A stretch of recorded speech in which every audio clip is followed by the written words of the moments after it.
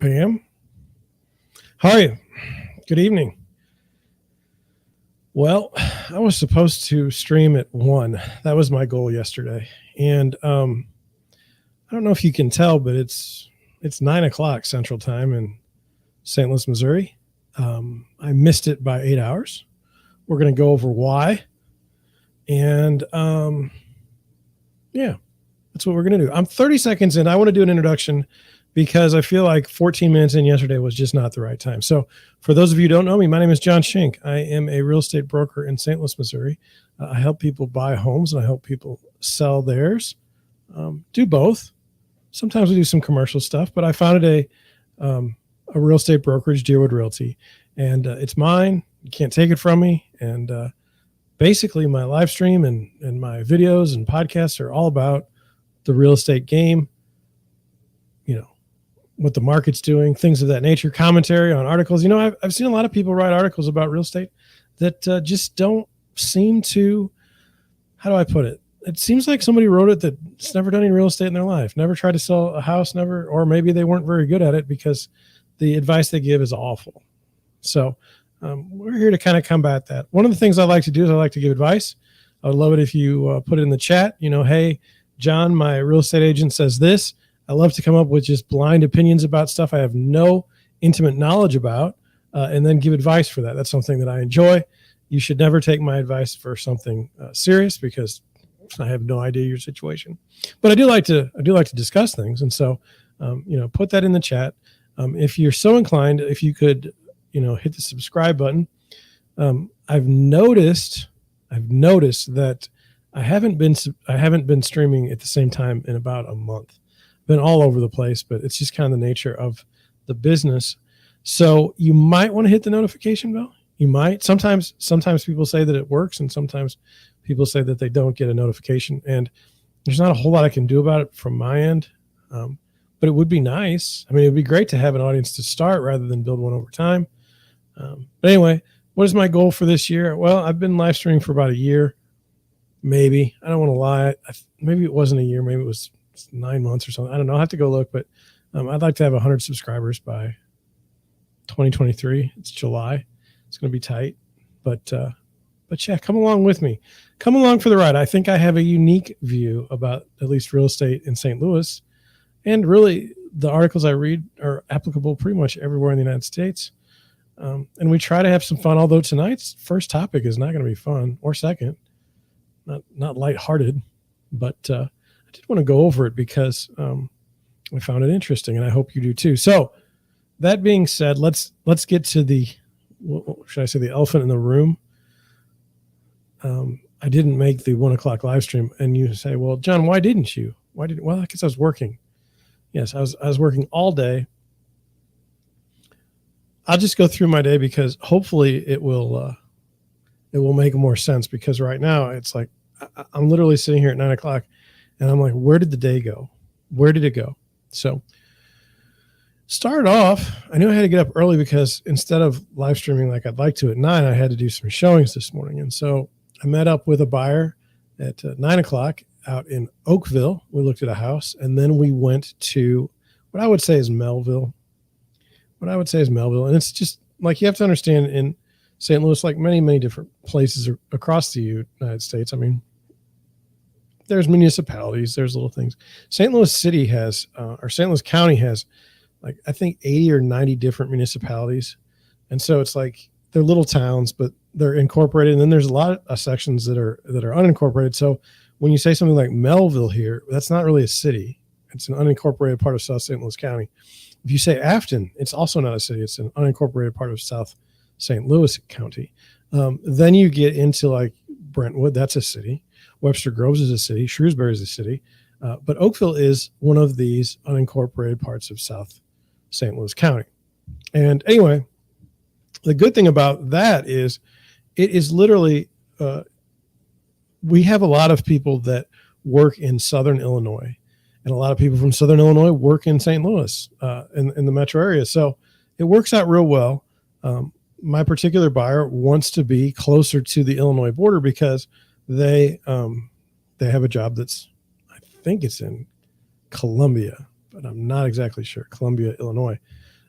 So for those of you out there who have no idea, I mean, what that means, it doesn't mean much except for basically you cross the Mississippi River and you're in Illinois. And if you were to ask me, John, well, how long does it take from Oakville to get to Illinois? Less than 5 minutes. Less than 5 minutes. You're one exit from the bridge across the Mississippi. So perfect for him. I'll say that it's a him.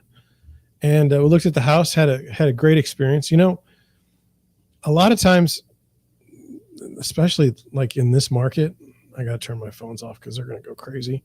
You know, you'll see a house priced and, you know, they'll do all kinds of wizardry with the pictures. And it just won't, when you go to the house, it won't really be honest. It won't really be what you thought it would be. And so today, the first house, I would say the pictures were on point. They were perfect. They showed the house in its true light. Didn't try to oversell it. And my buyer liked it. And so that was good. And so then we had another house to see. This was in Melville, and we went to that house, and it was also a wonderful house. Now, here's what I do, and you can criticize me and we can talk about it. But what I normally do is I like when I'm representing a buyer, if we're going to write an offer, I'd prefer to write an offer on just one house. Why is that? Because I hate to get 2 houses or 3 houses under contract in a weekend and have to screw up everybody else's plans. That's what I personally would prefer. Now in this market, let's say a lot of people are saying property goes active on Friday, offers are due on like Monday, and then then they make a decision. So if there's a house where I think that we can get under contract before Monday, well then I might write a separate offer. I might write more than one because I'll rescind the offer. I don't think anything of it. So that's kind of the way it is. So I got done showing that house, and then I have a listing out in Oakville as well. And I'd say it's about 20 minutes from my house. So went out to the listing just to see if people could get in. The property went active, showings went active this morning. I wanted to make sure that the agents could get in the house. I wanted to make sure there were no issues and that it was showing well. And so it was. And so I came home. Now, in the meantime, my buyer had gotten back to me and said, hey, I'd like to write an offer. And so I was happy to write an offer. And I told him, I was like, look, I'm kind of busy right now. But I will get an offer done by the end of the day. Let me check with the agent and make sure that the property is still available and all that stuff. So I called the agent and said, hey, I think we'd like to write an offer. Are you going to, the question has gotten around now, or the situation has gotten around now. It's like, look, are you going to actually keep the house open for the entire weekend, or are you going to take the first offer you get and call it? And then it's a reasonable question. I've had 2 houses where we were ready to write an offer and the house went pending. And I mean, I even expressed to the agent, like, look, if you're going to take an offer, just let me know. Now, they don't care. Honestly, on the listing side, you don't care that buyers get their feelings hurt because you've been in that same position and you're kind of happy to dish it out to others. I know that sounds terrible, but that's just the way it is. But anyway, I called the agent and I said, hey, if you're going to take offers today, I will write one, but it's not going to be until later in the afternoon. If that's a problem, let me know. And she said, no, I hate when that happens. I'll have it open until at least Sunday. So I said, okay, well, we'll get to that offer. So I put that in. I was ready to write an offer. So then, I don't know if it's the weather. It's very, very hot here. It's not very humid, but I mean, like really, really hot. And I don't know what it is, but I've been eating like a horse lately. I mean, I've just been starving. I don't know what's going on. And so I was starving again today. So I took the wife out to lunch. What better thought than to take the wife out to the lunch? So I took her out to lunch and I came back home and I had to get gas for the car. Now, that doesn't sound very exciting, except for I went to get gas for the car this morning after my second showing. Unfortunately, I'd forgotten my wallet and didn't know it until I'd gotten to the gas station. Now, I didn't pump any gas because they don't let you. You have to prepay. I was just kind of embarrassed. I was sitting there and I was like, I forgot my wallet today. Really? Not good. So then went back up to get gas for the car, and I'm involved with a charity in St. Louis called Nurses for Newborns. I say it's a wonderful charity, and it is. They help families with babies that might be neglected or having issues, medical issues, or things of that nature, and help get them on that family get on a path to, some sort of normal, some sort of chance in life, with nutrition and whatnot. So that's fun. I know all the people there. My wife happens to work there, and it's fun. But I had an idea for them, and I wanted to talk to them about it because I thought it would help. And it's always interesting when you go from I would say I'm an entrepreneur. I would say that I've started a few businesses that have had some success or maybe no success. It just depends on how you look at it. But when you go to a nonprofit, they don't think the same way that businesses do typically. And I'll just take, for instance, I've always thought that a charity has a built-in incentive for people to give money to them. The worst charity that you can have, let's just say kids with cancer or something, that should be a massive fundraising opportunity. Now that seems harsh. But you need funds to conduct your charity. You can't do it for free. And so that's kind of where I'm at now. Babies that need, the assistance of health professionals, I think that seems like a compelling reason to give. But, we take that and then we switched over to like a real estate agent. So right now, as you watch this, do you feel like you need to, or do you feel compelled to hand me money? Well, I'm doing a live stream, and it would be great if I could have super chats, but I can't because I don't have 1,000 subscribers. And I don't have anybody really watching, so that doesn't work. But it would be nice. It would be nice to have some sort of compelling reason.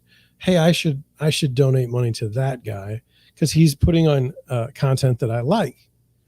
But anyway, the difference being, I don't have a good story about it's not kids with cancer. It's not something of that nature. So when discussing, fundraising with a charity, you kind of have two different languages, I found, and hopefully my ideas were well received. I love the people there, and I just hope that I hope that what I suggested can take root and be utilized, and I hope for them to have some success. So anyway, I finished that, came home, and I, as a buyer's agent, even in this crazy market, and in my office, I require to write any offer, you must submit a comparable sales report to the buyer before they can write an offer or before you will submit an offer. Because I know it's weird in this market. It used to be, I'll just tell you, back in the old days, back like 3 years ago, somebody lists a property for sale. You look at the comps and you say, does that make any sense? Does what they listed it for make any sense? And if it does, you write an offer that makes sense. If somebody's offering $250 and there's 4 houses in the neighborhood and they're all the same, kind of the same, and they sold for $250, you only write the offer for $250. It's not rocket science. In this, where it becomes difficult is if the houses aren't the same, if the finishes aren't the same. If the market has made a major shift one way or another. For instance, if a house is sitting on the market for 60, 70 days, you're probably not going to come in at asking price. So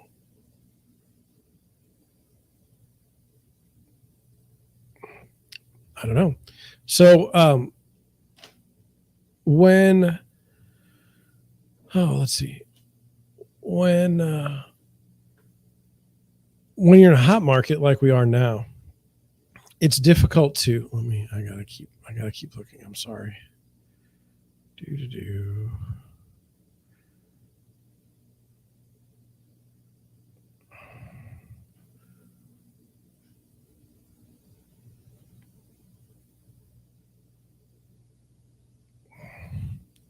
Okay, so I'm not gonna cough. Isn't that great?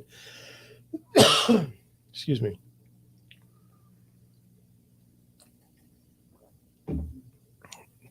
just to change subjects, I once had somebody write in my comment section that I was the worst streamer ever.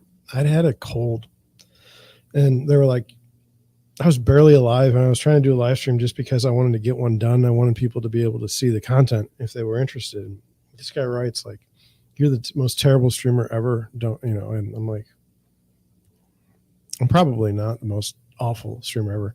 I may not be the best. I think that's a reasonable question. Is the best streamer the one that gets the most views or the most money or the most what? I mean, there's people that have a built-in advantage, especially in this. I mean, on streams, I mean, some of it has to do with the way you look, right? Just saying. I don't exactly have that one. I don't exactly have that one in my favor. But anyway, when a house is in this market for sale, and we're currently still seeing, a lot of offers, a lot of multiple offer situations. Then what do the comps matter?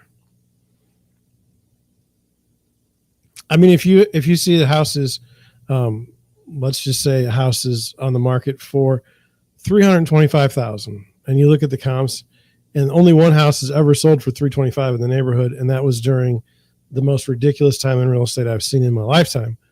The other houses have all sold for $300,000. Well, where am I writing my offer?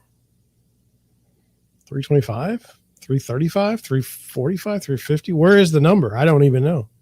I have any idea. All I know is there'll be like 3 other offers. I'd say 3 shit. There'll be like 30 other offers, so I wouldn't even worry about that.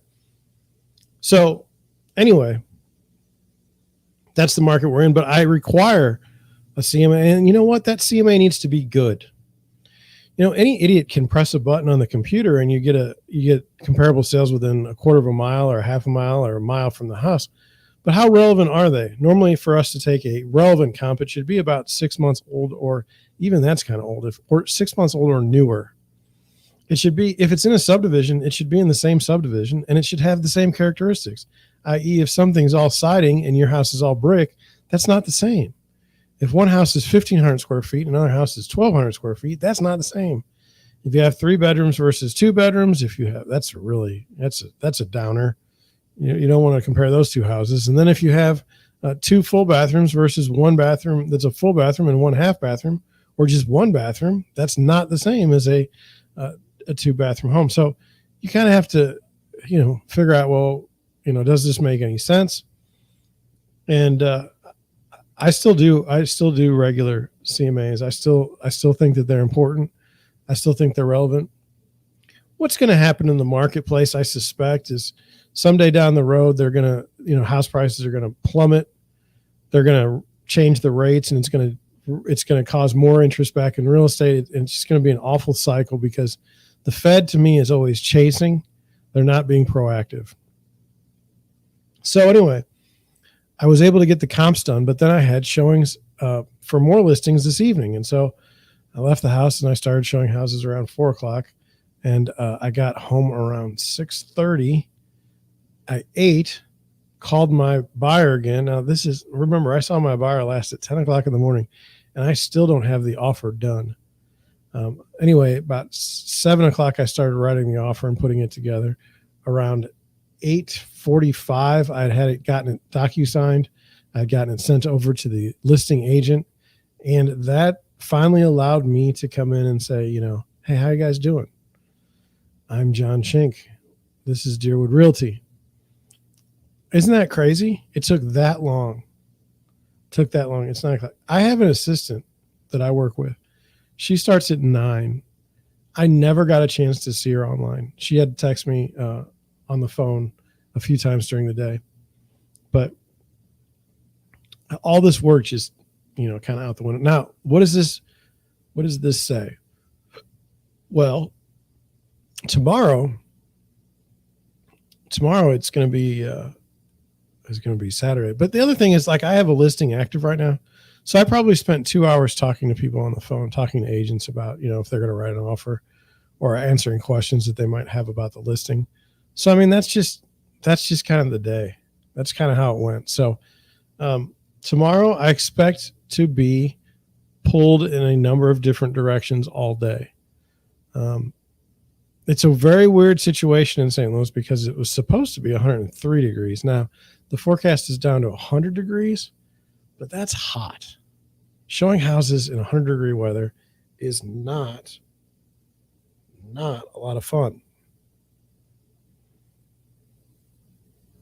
in my opinion. I mean, I'm soaking wet from the day. I mean, thank God this live stream doesn't have smell-o-vision because my armpits probably stink like just, oh. I mean, it's gross even thinking about it.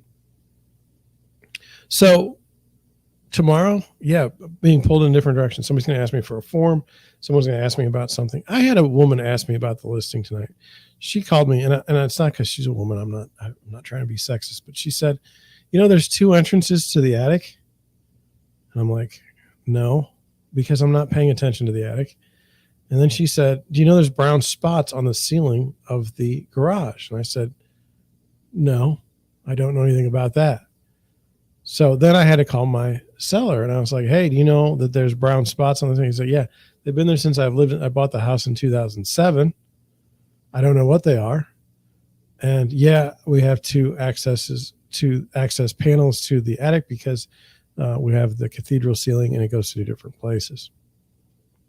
So I relayed that information back to the agent and I moved on about my day. But who knows? Who knows what's going to happen with my listing? I have no idea. I've had a lot of showings. People say they're going to write offers and you never know if they do or not until you get them. So that's where I'm at on that. Do I have anything else to offer about the day? No. If I fall asleep during the live stream, it's happened once before, and I'm sorry. I will never live that down. But I do plan on being tight with my time tonight. I mean, it may only be 1 hour unless I get people in the comment section that want to talk or something like that.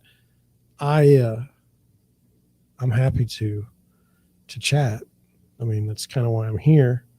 It'd be nice to spend some of the evening going over your messages.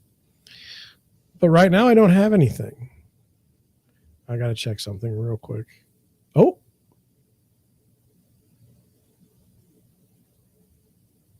I got an offer.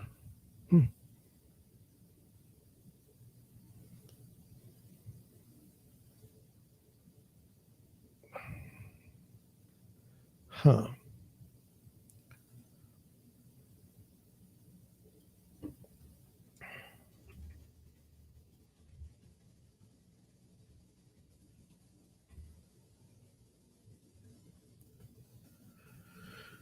Okay, so I didn't see that. I didn't see that coming. Anyway, isn't that funny? The magic of life. Tonight, I've been spending a lot of time on my live streams. I've been spending a lot of time on how I want to format them and how I want to do things and how I want your participation. And I don't know if I feel like I'm doing better.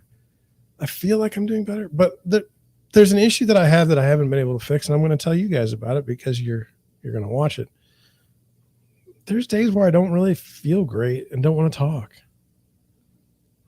There's days when I may be in a good mood, like I'm in a good mood, but I don't know what to. How do I say it? Oh gosh, I've got a mess.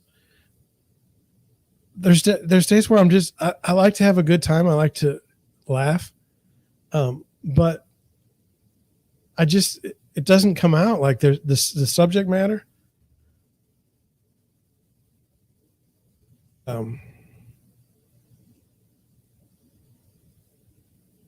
know. It just doesn't work. Or maybe I'm stressed, or maybe the news isn't great. Like the topics I picked weren't great. No, I would say 8 times out of 10, I'd be interested in a topic that I'm talking about on my live stream because I actually have it. I mean, like, why would you talk about things you're not interested in? But just because I'm interested in something doesn't mean you are. And, like I said, I like to laugh, but sometimes things aren't funny. And that's going to be our transition today. into something that I thought was really interesting, but I don't think that it's going to be, I don't think that it's going to be, how do I put it? I don't think that it's going to be funny.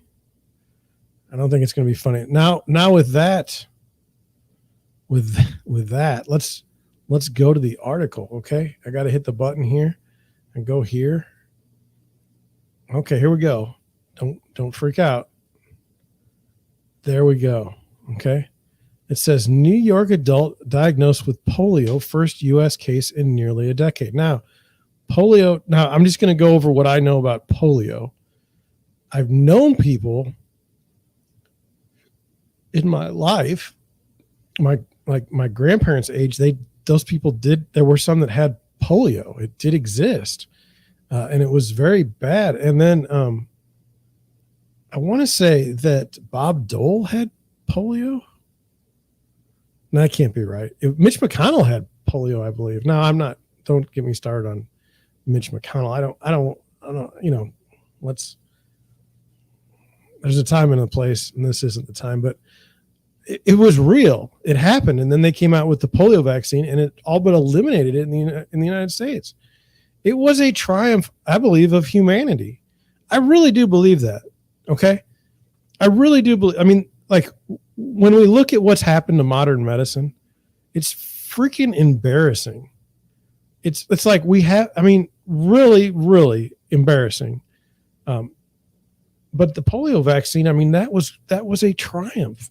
I don't want to say it's a United States triumph. I don't know where the thing was developed. I don't know anything about it other than people stopped getting polio. Now, I think we should look into this article more. And so that's what we'll do. It says New York adult diagnosed with polio, first U.S. case in nearly a decade. Well, what's this about? And it's a decade? What's going on? I mean, this is going to be news to me. It says a person from Rockland County, New York, has been diagnosed with polio, the first case identified in the United States in nearly a decade. Okay. Now they say a person.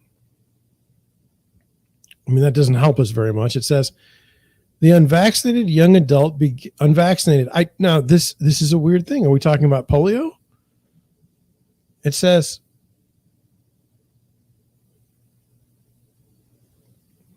the unvaccinated. God.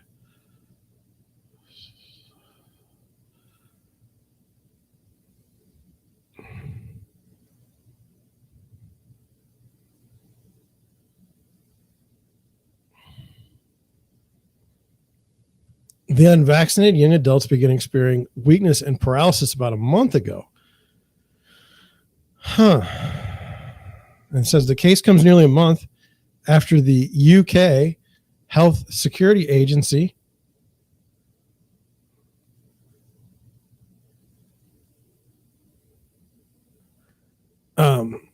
warned that it had detected poliovirus in the surveillance of London sewage samples, indicating there had been some spread between closely linked individuals in North and East London, although no cases had been identified there. So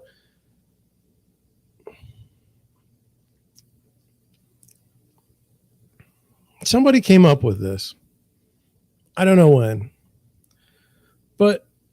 But now people look at sewage samples and they find out all kinds of things wrong with the population. It's like, stop. Like, I don't want to do this. So how do you get, think about this. Like this paragraph, it says, the case comes nearly a month after the UK Health Security Agency, by the way, that Health Security Agency sounds scary, warned that it had detected poliovirus in its surveillance of London sewage samples, indicating that there had been some spread between closely linked individuals in North and East London, although no cases had been identified there. I mean, that's science, but it says polio is an infection caused by the poliovirus. About 1 in 4 infected people have flu-like symptoms, including sore throat, fever, tiredness, nausea, headache, and stomach pain. That sounds like just about every single symptom for a cold. As many as 1 in 200 will develop more serious symptoms that include tingling and numbness in the legs, an infection of the brain or spinal cord, and paralysis.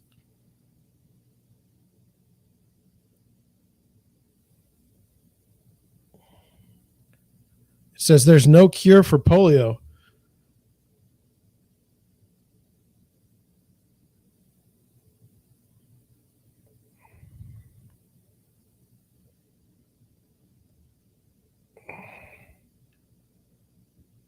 It says okay, there's no cure for polio. It says treatment to address symptoms may include medication to relax muscles and heat and physical therapy to stimulate muscles. However, any paralysis caused by polio is permanent. Like, it's not something to mess around with. It says the patient did present with weakness and paralysis. So that person, they're not going to have that use anymore of those body parts. It says this is the first polio case diagnosed in the United States since 2013. State and county health officials are advising healthcare providers to stay vigilant for additional cases, and they're advising county residents to get vaccinated for polio. Now, what is the deal? Why are we not being vaccinated for polio virus? You have 50 years, I think, of like scientific proof that the virus, that you can be done with polio. I mean, think there's maybe 350 or more million people in the United States. Like, we got one person with polio right now. It says the risk to an unvaccinated community member from this event is still being determined. We strongly advise anyone who's unvaccinated to get vaccinated. Why would you not be vaccinated against polio? It says polio vaccine is part of the CDC's standard immunization schedule and required for school attendance. People who are vaccinated are not expected to be at risk. So how did this person get into school? What's going on here? Now, maybe there's a medical exemption. I don't know. It says the New York case was identified as a revertant psilocybin 2 type virus, indicating that it was derived from someone who received the oral. Oh, well, see, now that's not right. Now, they said they were unvaccinated up here. Unvaccinated young adult. Okay. And then it says officials, the case was identified as such and such, indicating that it was derived from someone who received the oral polio vaccine, which contains a live but weakened form of the polio virus. Officials say this suggests that the virus originated outside of the U.S., where the oral vaccine is still administered, but that they are investigating the origins of this particular case. If they knew the person, if they knew everything about them, they would say it. It's probably something negative. I'm just saying. And it's not really to protect their identity. You could say what's up with this person, but they're not going to. It says health officials said Thursday that the person had not traveled outside the U.S. before or after they were diagnosed. So they've never left the United States. What is that? I mean, no offense. Like this is just me reading through an article. What difference does it make if they traveled outside the United States? Because they could spread the polio vaccine? I mean, what are we doing here? I don't know. It says typically people who catch polio can spread it to others for about 2 weeks. So it's highly contagious. It said the individual is not expected to be contagious right now because they're past that window of time and have normal immune function, but others may have been exposed before the case was diagnosed. The oral polio vaccine is no longer authorized for use in this country. In the U.S., only the inactivated polio vaccine has been given since 2000. Okay. Says, so, I mean, I don't know what polio vaccine I got when I was a kid, but I know I got it. I turned out fine. Maybe. Says the health officials think the strain of the virus the individual contracted originated through shedding from the oral vaccine. That's got to be oral. What's this thing is oral? A person cannot get polio from the vaccine itself, but in recent years, cases of polio linked to shedding have arisen in communities that have low vaccination rates. I don't know what this means. I'm not giving out health advice. I'm just saying, I don't know what this means. It says when this weakened strain of the virus circulates in under-immunized populations, typically in areas with poor sanitary conditions, the virus can acquire mutations and revert to a form that causes paralysis. These vaccine-derived viruses are different from wild polio viruses, which now circulate only in Pakistan and Afghanistan. Oh, this is fascinating. I mean, I think. But I'm a little bit uncomfortable with this. It says in recent years, cases of shedding or polio linked to shedding have arisen in communities that have low vaccination rates. Well, who is that? All right. So it says county health officials declined to give personal details about the case, but the New York Times reported that the patient is a man from the Orthodox Jewish community, citing unnamed local elected officials. Community newspaper New York Jewish Week also quoted multiple sources saying the same thing. Rockland County. Now, see, this is, they're giving, it says right up here, Rockland County. And now they're speculating that Rockland County is home to an ultra-Orthodox Jewish community in which vaccination rates have historically been very low. In 2018 and 19, Rockland County was the epicenter of a major measles outbreak that continued for nearly a year and sickened 312 people. County health officials reported at the time that only 8% of cases had been vaccinated against measles, mumps, and rubella before the outbreak began. So there's perhaps a religious exemption from the vaccine for these folks in this county, perhaps. It says, based on what we know about the case and polio in general, the Department of Health strongly recommends that unvaccinated individuals get vaccinated or boosted with the FDA-approved IPV polio vaccine as soon as possible. The polio vaccine is safe and effective, protecting against this potentially debilitating disease, and has been part of the backbone of required routine childhood immunizations recommended by health officials and public health agencies nationwide. We're not going to get into that discussion about that. It says polio cases were once common in the United States and around the world, and that's the way I understood it. During one of the most severe outbreaks in 1952, the virus infected 58,000 people in the U.S., paralyzed more than 21,000, and killed more than 3,100. However, vaccination campaigns cut cases dramatically. The last naturally occurring case of polio in the U.S. was 1979. I was born in 1977. I'm sorry for the person that caught it in 1979. Wow. Wow. Okay.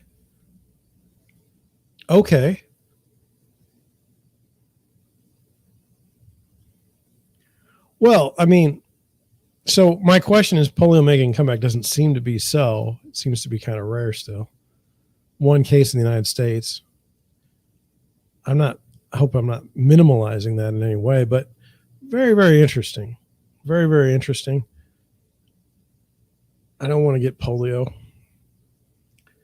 My grandparents, like I said, I mean, like they were concerned about it. And you've seen the effects of polio with paralysis. It's not good. It's not good. So, okay. All right. Huh. I had a polio story and don't remember it. How bad is that? We're going to move on. We're going to move on from that light topic. Mortgage rates. Now, I believe I saw this from one of my friends. I did not check it myself because I've been on the go. Let's look at the mortgage rates today, or at least the printed rates. 5.5%. And now this is a day when the Fed raised 75 more basis points. Now, I'm saying that is it fake news? I don't know, because I just haven't had a chance to watch the news. I mean, I like to live stream, and I wanted you to have the chance to watch my live stream. And so I didn't really check the news that hard.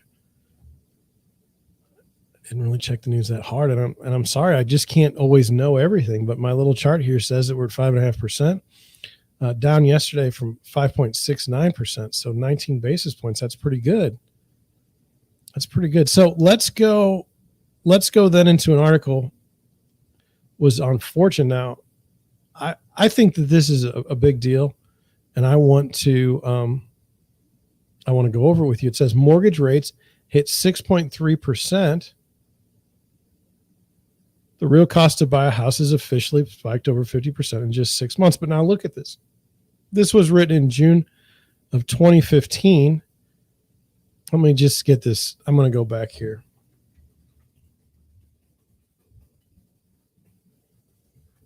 This is mine. If you look at our chart, it spiked heavily over in a 6 right here. But it was in June. Okay. And even like 2 weeks ago, I had somebody get qualified for a mortgage and they were below 6, but I mean, it was touch and go. It was touch and go. So I'm trying to find where I need to be. Okay. Okay. So that's there. I'm going to get rid of this now again. I'm going to go to this. Don't look at that. That's for like next week. Okay. So this is it. So, it did spike over 50% and it did cause shocks in the market. How did it cause shocks? Well, with my buyers, okay, they could afford maybe a $450,000 house before, and now they're stuck in a $350,000 house. And I'm telling you, when you go from 450 to 350 in St. Louis, Missouri, you're moving down. You're moving down a level. So a lot of my buyers were kind of disgusted with the situation and kind of stopped looking. But let's continue. Let's continue down here. It says, oh my God, I knew that was going to happen. Heading into the year, Fannie Mae predicted the average 30-year fixed mortgage rate would climb from 3.1 to 3.3% by the end of 2022. Okay, so this first sentence should be why you shouldn't trust the experts. I mean, to be all honest with you, climbed from 3.1 to 3.3 by the end of 2022. We're at 5.5%, and we were at 6.15% when this market came out, or when this article came out. I don't know why I said market came out. I don't even understand that. I'm a little bit tired. I'm sorry. The Mortgage Bankers Association was a bit more bullish for mortgage rates, predicting the average rate would rise to 4% by the end of 2022. Well, I mean, seriously, what happened? What happened? It says, at the time, Ali Wolf, chief economist at Zonda, told Fortune the impact of rising interest rates depend on where they land. If a mortgage rates approach 4% before the end of the year, there will be a notable downshift in housing demand. If mortgage interest rates gradually rise throughout the year, allowing home sellers to price their homes accordingly, then the shock to the system will be less noticeable. Yeah, that didn't happen. That didn't happen. In fact, sellers are still just trying to get a premium in this market. And it's like, what are you doing? It says, fast forward to today, and it's clear that neither Fannie Mae's forecast nor the Mortgage Bankers Association prediction was anywhere close to reality. Instead, we've tipped over into what Wolf deems the shock to the system category. Now, look, my job as a real estate agent, I'm not setting the market, okay? I'm not setting the market. I'm reacting to the market that I'm in. Always. The market's always changing. It's very dynamic. I mean, from week to week to month, to year to year. So when I see forecasts, I don't really care. I know it sounds weird, because I'm always in the business and I'm always writing offers and I'm always taking buyers out and I'm always listing property. I don't need someone else to tell me what could happen a year from now. I don't really care. I need to know what's going to happen this month, because that's how long it takes to sell a house. On average, 30 days. It says, as of Tuesday, now this was a while ago, remember we talked about this, average 30-year fixed mortgage rate has jumped to 6.28, up from 5.3 just a month ago.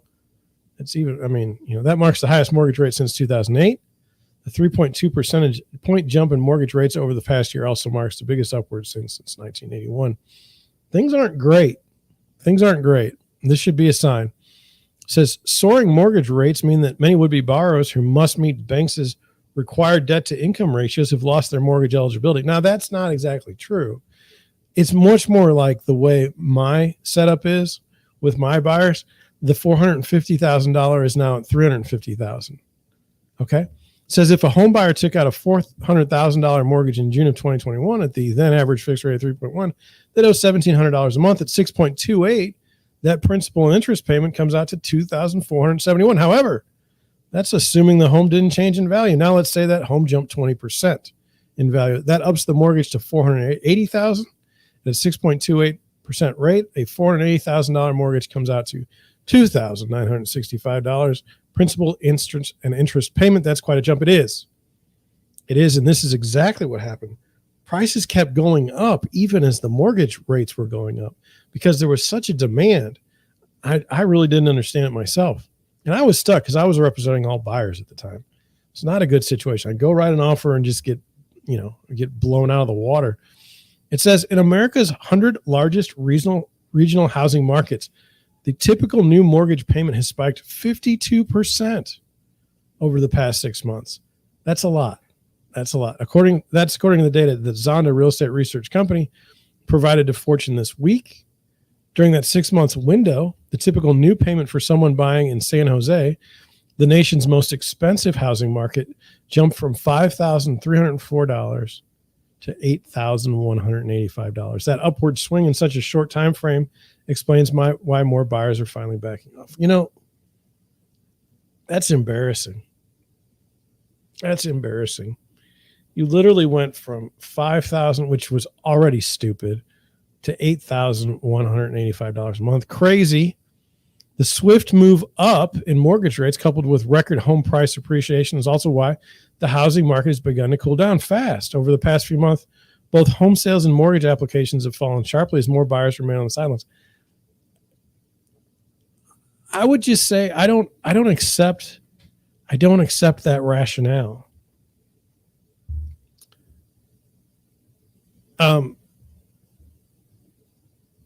Buyers aren't sitting on the sidelines so much as they've been beat to death by this market. They just get sick of losing. So anyway, since April, Moody's Analytics chief economist Mark Zandi has been telling Fortune this would happen. What we've entered into isn't just a housing slowdown. Instead, Zandi says it's a full-blown housing correction. Over the coming 12 months, Moody's Analytics forecasts the year-over-year rate of home price growth will plummet from 20 to 0%, while significantly overvalued housing markets like Boise and Atlanta could see home prices drop 5 to 10%. But again, you were shown in the first part of the article that the experts don't know what the hell they're talking about. So now you're going to believe this? It says Moody's Analytics estimates 183 regional housing markets are overvalued by more than 25% relative to what local economics fundamentals would historically support. There's like this line about Wall Street that the stock market can stay active longer than you can stay solvent or something like that. That's true. I wish I could have gotten the thing right, the statement, but I'm tired. I'm running out of energy. I'm not going to lie to you. It's going to be one of those things now that's going to be survivor mode for tonight. It says, if a recession comes, something Zandi gives a 1 in 3 chance. Again, he missed on the numbers. What do I care what he has to say? He expects U.S. home prices to fall 5%. Now look, understand this. If your house has gone up 50% in value in 2 years, do you care if it goes down by 5%? No. Historically speaking, year-over-year home price declines are incredibly rare. Over the past 100 years, we've only seen it happen during the Great Depression and the 2008 housing bust. If a recession does come to pass, he also expects to see significantly overvalued housing markets to see 15 and 20% home price declines. Again, if your house went up 50% in value over the past 4 years, what do you care if it goes down 20? Just saying. It says, why did mortgage rates jump to 6%? Well, I'd like to know that. It says not only did Fannie Mae and Mortgage Bankers Association miss on their mortgage rate forecast, they weren't even close. How did that happen? Well, heading into this year, there was a consensus among economists that the rate of inflation would begin to come down. It didn't happen. In fact, we've seen the consumer price index raise from 7% to the 8.6 rate announced last week. Well, inflation's killing everything. In its push to counter this stubbornly high inflation, the Federal Reserve has put immense upward pressure on mortgage rates, and it has hit home shoppers incredibly hard. I don't think this is the right narrative either. There's inflation, and then there's the housing market, okay? And the Federal Reserve hasn't done jack for mortgage rates. Raising the interest rate or the rate of borrowing hasn't done much to mortgage rates. The inflation alone is what's killing the market. I went and bought gas today. I normally spend $40. That was a lot of money. I'm up to spending like $80 for gas. It's terrible. It says, so why did economists get both the inflation picture and mortgage rate outlook so wrong? First of all, I'm sure out of the economists that there were 50% or more of economists that thought that one thing was going to happen, and probably 50% or less of another that thought it was going to happen. I doubt that there was uniform consensus amongst all economists across the United States and world that didn't figure this out. I refuse to believe that. It says, in the eyes of Zandi, the game changers were the supply chain and energy shocks caused by the Russian invasion of Ukraine. I disagree with that. Just flat out. I think it's because the Fed was printing money hand over fist and has for a long time. It says if the invasion hadn't occurred, Zandy tells Fortune the average 30-rate fixed-year mortgage rate would likely be around 3% right now. He didn't get anything right in the beginning, so why am I going to believe him now? I mean, just let me be honest. I mean, let me just be fair. I just don't see it. So then I got this article, and I'll tell you, I don't know, maybe I might not be able to get it. Okay, I am. Okay. It's like maybe they boxed me out. But did you see this? Did you see this? And I know that you got this here. Okay. Johnson weighs at 50-year mortgages that children can inherit. Can you imagine? We've gotten to the point where it's not good enough that we can't afford a 30-year mortgage, but now in the world they're like, hey, what if we do a 50-year mortgage? And then, oh great, your kids can inherit the debt. Like that's not great. It says, now I believe he's out of office. I believe he resigned this past week. But anyway, it says the UK Prime Minister is exploring plans to boost housing demand. So I guess in the UK, no one wants to buy a house right now. And by the way, do you guys get uncomfortable with the idea of stimulating the housing market every 10 years to the point where it crashes? Why don't they just kind of leave it alone? It says Johnson is trying to boost supply of credit to home buyers. Oh, I'm not even going to be able to read it. No, screw it. There's a big hype for nothing. Oh, well. Anyway, I think it's ridiculous. And that's where I'm going to, you know what? I've got a lot going on today. I still got a lot to do. I'm going to go here and I'm going to say, I just ditched the whole article. Let's just, you saw that there's an actual thought that someone's going to put out a 50-year mortgage in the UK. And all I would say to that is, can you imagine people can't pay a 30-year mortgage and now you're going to go to 50 years? What's next? 75 years? 100 years? I mean, why? I mean, stop doing this stuff. It used to be, I mean, I know this is crazy as a real estate agent. Do you know there's some people like that I work with on the seller side that actually paid off their mortgage? Like they don't owe anything. They pay the taxes on the property and that's all they do. And yet we have all these houses. We have all this stuff now where the kids, I'd say the youngsters, I mean, $200,000 for a starter home. I mean, gosh, you might have student debt, you know, and you're at 200,000. Doesn't seem right. So anyway, I feel like I better go and do the real estate business. I need to go talk to I got to talk to my sellers. I got to talk to some buyers. It's getting late. It's close to 10 o'clock Central Time here in St. Louis. But I'll be back tomorrow. Probably, hopefully earlier because I'm like I said, I'm kind of dragging. But what I'd say is thanks for watching. Thank you. Subscribe if you enjoyed it. If not, I understand. I get it. But I'm going to head on out. Thank you again for watching, and I will catch you hopefully tomorrow.